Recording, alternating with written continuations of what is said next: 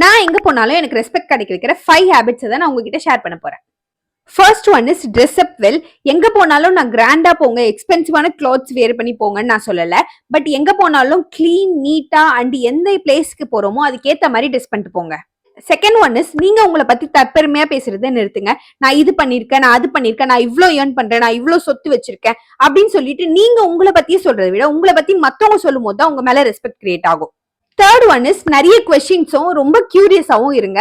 மத்தவங்க கிட்ட அவங்க ஒப்பீனியன்ஸ், அவங்க லைஃப் பத்தி, அவங்களோட எக்ஸ்பீரியன்ஸ், அவங்க பெர்ஸ்பெக்டிவ் இதெல்லாம் பத்தி கேட்கும் போது பீப்புளுக்கு நம்மள இம்பார்ட்டண்டா ஃபீல் பண்ண வைக்கிறாங்க அப்படின்னு தோணும். நீங்க அந்த மாதிரி இம்பார்ட்டண்டா ஃபீல் பண்ண வைக்கும் போது, வேல்யூ பண்ணும்போது உங்களையும் அவங்க இம்பார்ட்டண்டா ஃபீல் பண்ண வைக்கணும், வேல்யூ பண்ணணும் அண்ட் ரெஸ்பெக்ட் பண்ணணும்னு நினைப்பாங்க.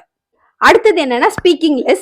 நீங்க நினைக்கலாம் நிறைய நம்ம பேசினாதான் நம்ம பிரசன்ஸ் அங்க தெரியும் அப்படின்ட்டு. பட் அது உண்மை கிடையாது. நீங்க சைலண்டா இருந்தாதான் அது உங்களோட பிரசன்ஸ் அங்க மார்க் பண்ணும். அது மட்டும் இல்லாம பீப்புளுக்கு உங்களை பத்தின கியூரியாசிட்டி அதிகமாகும் அண்ட் ரெஸ்பெக்டும் அதிகமாகும்.